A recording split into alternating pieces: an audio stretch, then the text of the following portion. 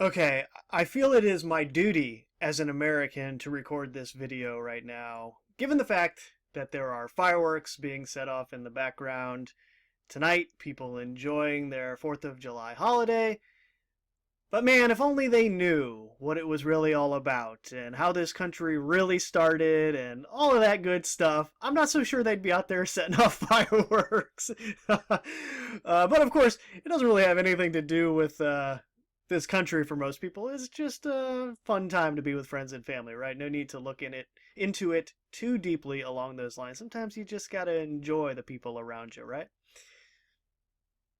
But it did get me thinking about an old video I did on Sirius and 9/11, specifically relating to the placement of Sirius in the sky when 9/11 in particular happened in September of 2001. And then every July 4th, the sunrise lines up with Orion and Sirius to the point where it's conjunct with the Pleiades, and the Washington Monument and the Capitol building and the reflecting pool all line up together with the stars in this way. And 9/11 is just a case study in the machinations of this intelligence. They've been orchestrating things on this level for a long time. You know, you look at Washington, D.C., and the obelisk, Washington Monument, the Capitol building, and the reflecting pool. And first of all, the Washington Monument is sitting in a Vesica Pisces. And there's all sorts of myths and esoterica surrounding the Vesica Pisces, but going back to the idea of Sirius, Sirius A, Sirius B, and Sirius and the sun, you know, if there's something to these sorts of relationships, well, it could be a reference to that. But again, there's all sorts of other things that it could be too. But the point is that on the 4th of July, Independence Day, as it were, you have this alignment where Orion is sitting right here when the sun is in this position. And if you look at Orion in relation to Sirius, you know, depending on the angle that you're viewing the sky, I mean, Sirius is sort of right here compared to Orion, if this view holds compared to this one. And again, I don't know about astronomy enough to say that one way or the other. I wouldn't even know how to look that up and check. So maybe somebody can point out if this is true or not, depending on the 4th of July and where everything is. But it could be that based on this view that Sirius is sitting right down here in the reflecting pool when this takes place, sunrise on July 4th. Sort of in line with the Pleiades, and the 7 stars of the Pleiades are all over the Masonic tracing boards as well. And this would really get into deeper the idea of Sirius and its relationship to the sun, the moon, and the earth. If it's sitting in the reflecting pool on July 4th, given what we know about Sirius A and Sirius B and the relationship to 1776 July 4th and this radar chart of the 50-year patterns leading up to the end of this year, and how September 11th was right in here, yeah. So there's some sort of maybe mirror aspect to Sirius that's being pointed to with this whole alignment and the way that they built this into Washington, D.C. Again, the direct current aspect, the whole battery thing with the tribute to light on the top of Battery Park, the 88 lights in the 2 blocks that mimic the Twin Towers that were destroyed, as Sirius itself was in alignment with the Washington Square view of the Twin Towers on 9/11. As they came down, Sirius transited above them, you know. So the whole thing is pretty wild. And when you look into who built Washington, D.C. and the structure of the city, it's not shocking to discover that it was built with these kind of alignments into it, because the intelligence that is constructing these things is aware on a level that we are not. They constructed it that precisely, and put that kind of metaphor into it, which really just flips everything you've been told about how this country was started in school on its head, right? I mean, we're told all kinds of fairy tales about what really was going down, but when you look at something like that, it's something that you got to take a step back from and say, oh, okay, hold on a second here. I think there's more going on than what I've been told. They told me that some guy chopped down a cherry tree at one point, but he couldn't tell a lie, and then he was president of this country, and it was the greatest thing ever created. I think that's the gist of it, right? It's been a while since I was in school, but that's pretty much what I remember. Anyway, this is an article that came out a while ago. Actually, I don't remember when. Let me see. Oh, this was back in March. And I really didn't know how to approach this when it first came out. Because on the one hand, I wanted to get on here and make a video saying, look, this is exactly what I've been trying to tell you for all these years in my videos. This is all of that in a nutshell.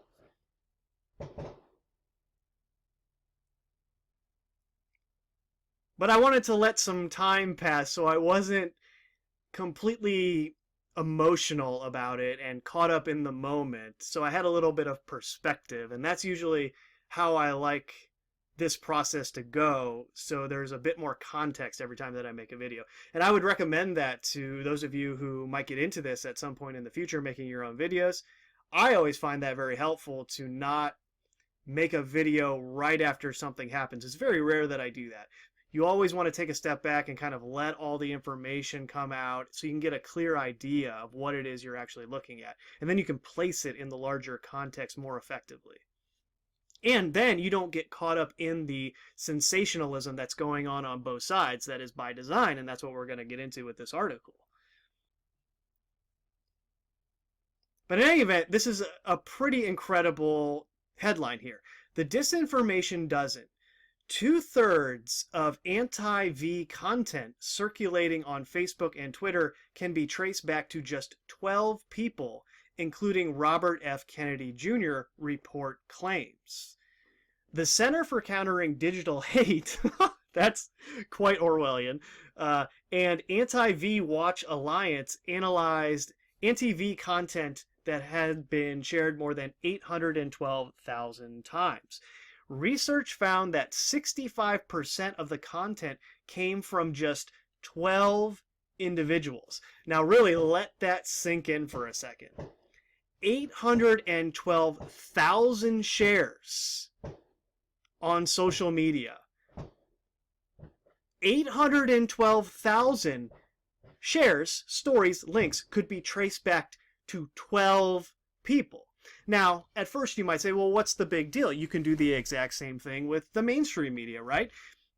Corporate media is owned by a very small amount of corporations, and you can trace every one of those stories back to a very small amount of sources. So what's the big deal if you can do the same thing on the other side? Well, the big deal is you shouldn't be able to do the same thing on the other side.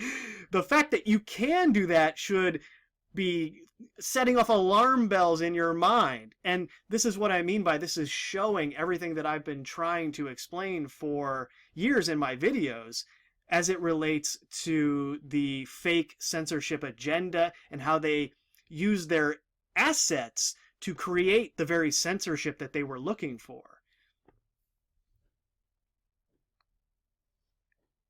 And ultimately create this new category of people which are referred to as domestic terrorists. The odds of 812,000 shares of a story being traced back to 12 people are astronomical. In other words, it's an obvious agenda.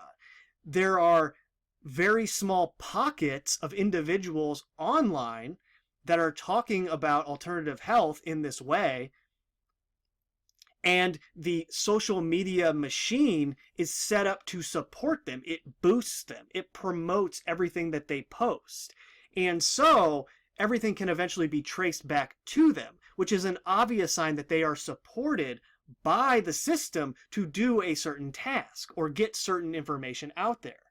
And this is how they spread the planned conspiracy theories, like I went over earlier last year when they were trying to link 5G with the virus.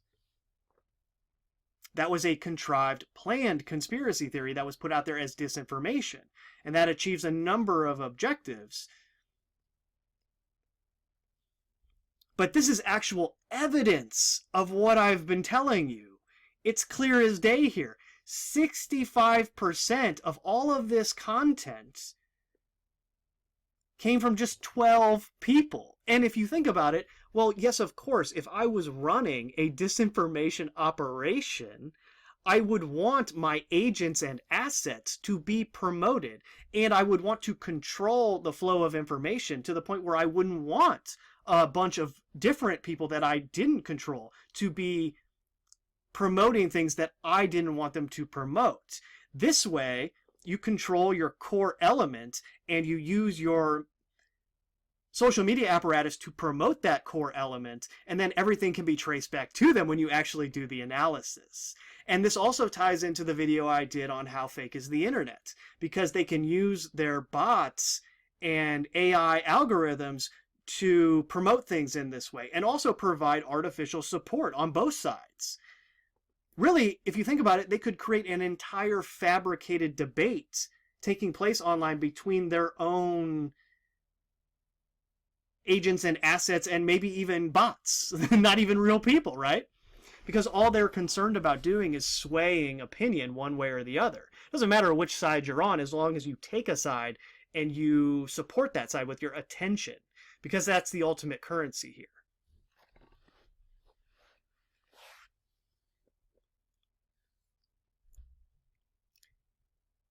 These include Robert F. Kennedy Jr., a prolific anti-V campaigner. Now, it's not an accident that Robert F. Kennedy Jr. has become the frontman or one of the frontmen for this movement. Specifically, if you look into QAnon, the Kennedys play a pivotal role in that storyline. I mean, it's a completely absurd storyline. But nevertheless, the Kennedys play a role in that. So by having Robert F. Kennedy come to the forefront of this anti-V movement and be the sort of representative that the mainstream side can point to as, look, this is the type of person that is promoting these things. Well, subconsciously, they've linked the Kennedys to QAnon, and then that links everything together with Donald Trump and the extreme right, white nationalists, anti-Semitics, and ultimately domestic terrorists. And that's even what they say down here in their 40-page report. Examples of the 12 people's posts were shared exhibiting anti-V content as well as anti-Semitic racist imagery. So you see here, they chose one of the bullet points to link that into this because they're trying to group all of these things together. But the name that's missing here is Del Bigtree, and the reason he's missing is because they had already taken his account off of YouTube and Facebook before this report was made. So number 1 and number 2 are Mercola and Robert F. Kennedy, but they leave out Del Bigtree. Now, here's some information about Bigtree that's going to blow your mind. And granted, this takes 5 minutes to research this kind of stuff, and that's the process I'm trying to show you here. If you have questions about someone, you need to follow the money. Do research on who they are connected to. This is where your answers will come from.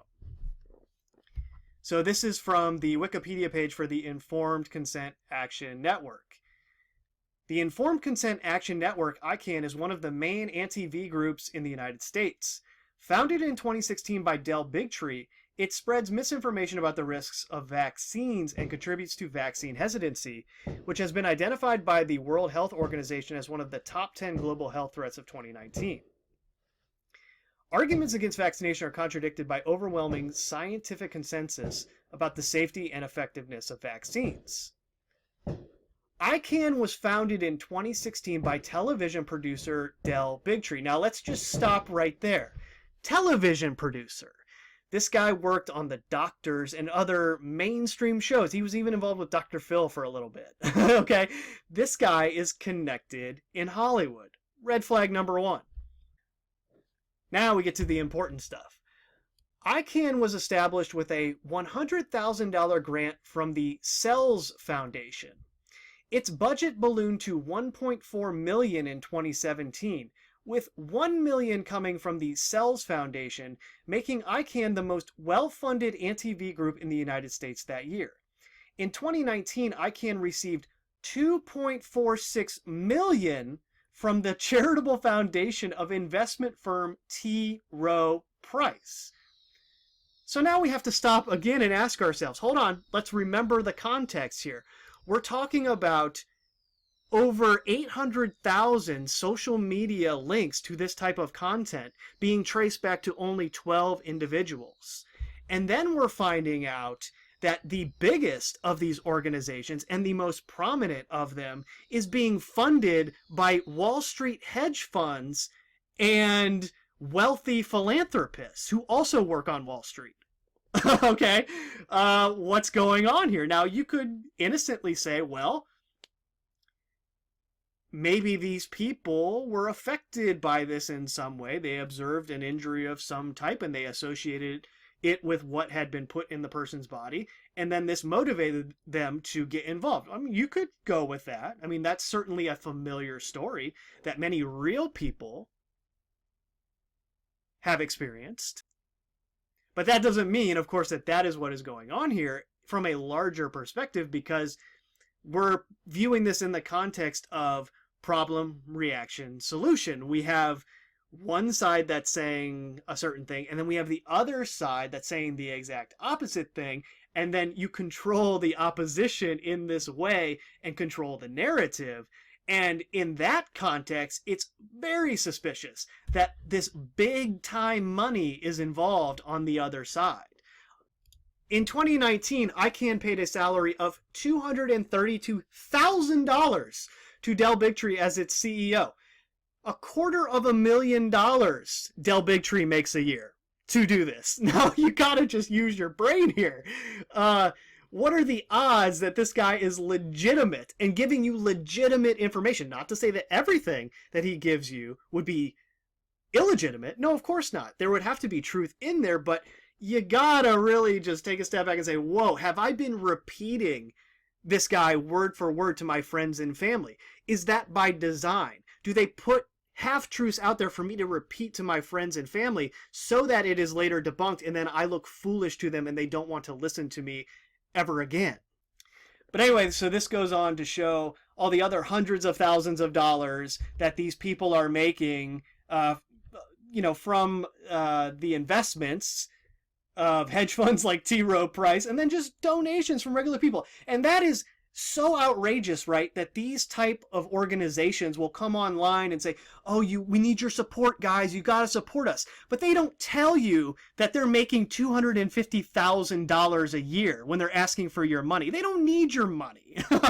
But they ask for it anyway. And that's another telltale sign that you're dealing with a disinformation operation, because they're asking you for support when they obviously don't need it. Despite spreading misinformation about vaccines, the group, ICANN that is, received a federal loan of $165,000 through the Paycheck Protection Program in 2020. Oh, so they got the government loan. Also, not only did they have all these millions of dollars pumped into their organization, supported by wealthy billionaires, what were they called? What was their last name? The Cells, right? Bernard and Lisa Cells. Right. He manages a hedge fund with a portfolio valued at over $500 million. And his charity that he supports, well, alleged charity, right, ICANN, is taking a government loan. I mean, that just shows you the mindset of the people you're dealing with, right? They're not in the same mindset that we are, okay? Another obvious red flag. So I couldn't wait to point this out. Just an amazing admission if you have the proper context, because I guarantee you, think of any psychological operation that has taken place online. Flat Earth, QAnon, Mandela effect, mud flood, the trans investigation, everything is fake, war isn't real. I guarantee you, if you traced the social media footprint back like they did for this here, you would find that it goes back to a very small number of people. That's how the game is played. And then through the synthesis of this game, you arrive at the end goal, which is this picture you've painted in the mind of people that disagree with the official narrative and disagree with conventional wisdom. Well, they are the new threat. They are domestic terrorists. And then you have Facebook putting the cherry on top just a few days ago. Are you concerned that someone you know is becoming an extremist? Oh my goodness gracious. We care about preventing extremism on Facebook. Others in your situation have received confidential support. Is this the birth of the thought police? I mean, I don't have Facebook, so I don't know if this is actually real. I assume it's real because a lot of people are talking about it. But this is how it works in baby steps, right? You've seeded all of the propaganda. You have all of these well-meaning people who just want to see everyone safe, and they're concerned because they believe what's on the television and the computer screen, and they do see a growing trend of people around them becoming more aware. And now the foundation has been laid to label those people as extremists. And then this will further play into the agenda as the years progress. And we're headed in that direction if we continue to let it happen. So I'll leave it there. You guys have a good weekend. Later.